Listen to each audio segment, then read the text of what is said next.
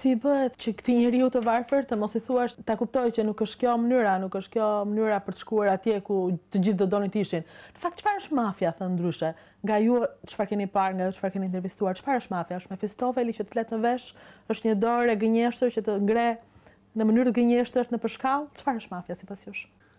No, the mafia is the form of social organization which emerges when you don't have a functioning police force and you don't have a functioning judicial system and you don't have a bureaucracy which is operating as a disinterested party arbitrating between different parts of society. I'm sorry, I have. Mafia është një formë organizimi shoqëror që krijohet kur nuk ke një forcë policore që funksionon, sistem gjyqësor funksional dhe burokraci që të veprojë si palë pa anshme, që arbitron palë të ndryshme të shoqërisë. Më falni që po flas si sociolog, por është dukuri e kuptueshme. Çfarë bën? Nis të paraqesësh mënyrat e antikorrupsionit, për shfaqjen e të cilave ka mënyra të ndryshme.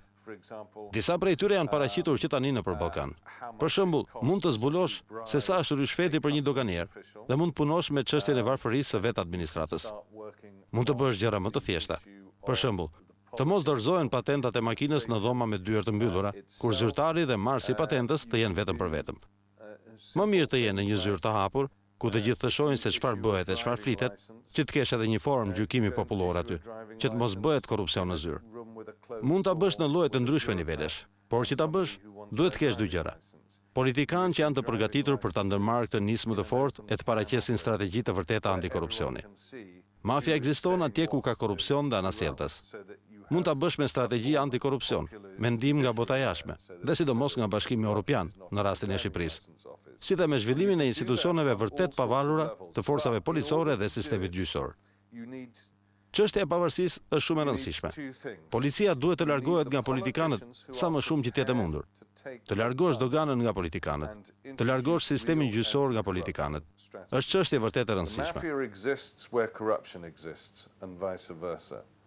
So the way that you can do it is through anti-corruption strategies with assistance from the outside world, in particular in Albania's case the European Union, and with the development of a real independent police force and judicial service.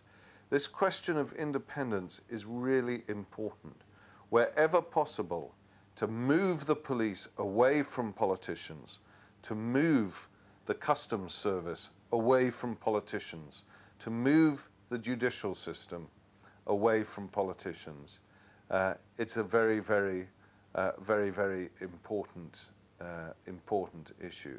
I have to say there was a slightly depressing thing that I heard Duhet të them last që ishte night. diçka vërtet e trishtueshme, por mbrëm dëgjova gjatë një konference këtu, ku ishte I pranishëm edhe Fatos Lubonja. Fatosi foli për librin e tij për përvojën e tij në burg gjatë komunizmit. Ati I bën një pyetje. Mendoni se Shqipëria po I shlyen mirë gjyqjet e padrejta të së shkuarës? Ai u përgjigj. Është e vështirë, por duhet të them që trishtohem shumë kur ndodhin gjëra si për shembull kur prokurori që kishte dënuar komplotin në të cilin ishte përfshirë edhe vet Fatos Lubonja, para 2 muajsh ka marrë një medalje nga presidenti. Tha se I kishte çuar një mesazh presidentit duke I thënë: "A e di se cili është ai njeri?" Dhe presidenti e kishte marrë në telefon dhe I kishte thënë: "Po ta dija, nuk do t'ja kisha dhënë medaljen." Kjo është qesharake, sepse në Shqipëri njihen të gjithë. Të thuash se nuk di se kush është, çfarë bën, pra është e qartë që ka probleme. Duhet të gjesh mënyra për të krijuar një sistem të pavarur gjyqësor dhe një polici të pavarur. Për momentin në këtë situatë është shumë e rëndësishme krijimi I një force policore të pavarur. Keni probleme shoqërore, probleme ekonomike dhe probleme të administrimit policor. Duhet punuar me të gjitha këto njëkohësisht. Nëse gjërat ndryshojnë në Europën juglindore dhe atë lindore, për shkak të Bashkimit Evropian, po të shohësh Republikën Çeke dhe Slovakinë që janë anëtare që nga viti 2004 kanë pësuar rënje të krimit organizuar.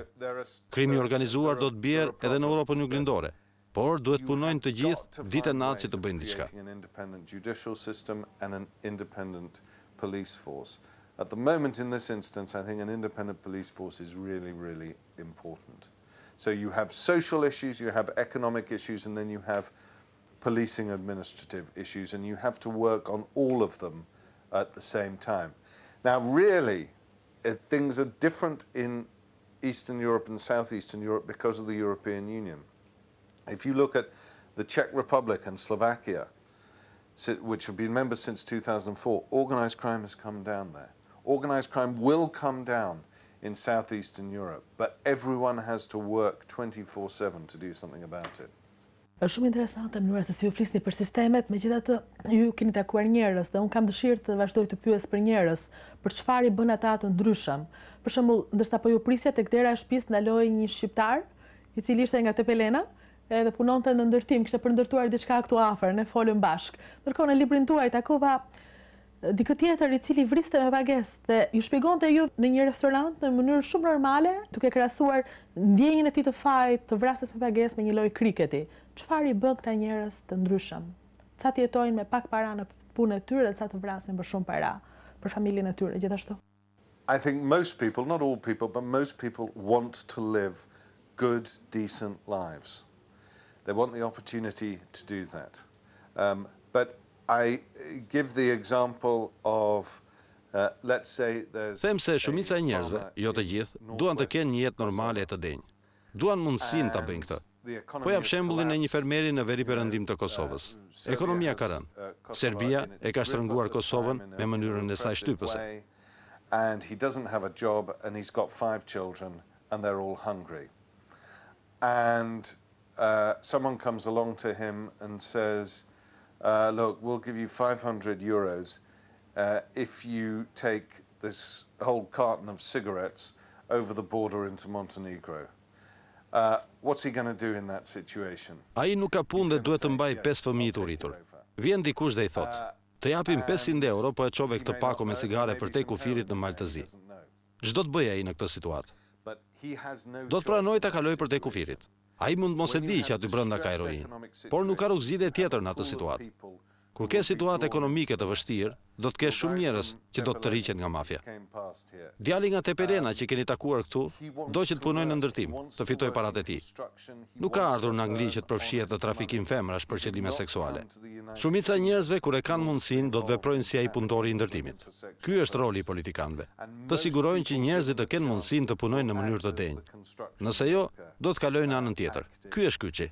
Por unë ende besoj që njerëzit në thelb janë të mirë. Dhe shumica e atyre që përfshihen në mafia nuk futen sepse e kanë parë kumbarin 20 herë dhe kanë zgjedhur atë si karrierë. Është shumë e thjeshtë.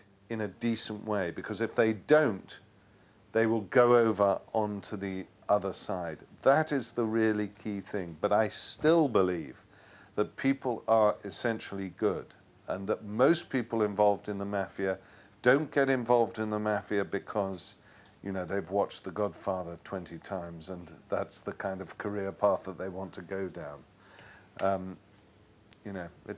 It's pure and simple, really.